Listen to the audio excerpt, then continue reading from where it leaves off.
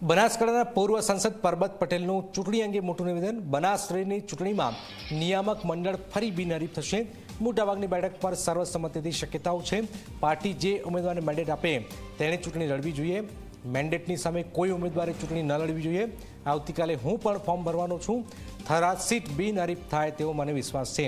મહત્વનું છે કે આવતીકાલે બનાસકાંઠાની ચૂંટણીમાં ફોર્મ ભરવાનો અંતિમ દિવસ છે અને બનાસકાંઠા રાજકારણમાં પણ આ મામલો ખૂબ જ ગરમાઈ રહ્યો છે।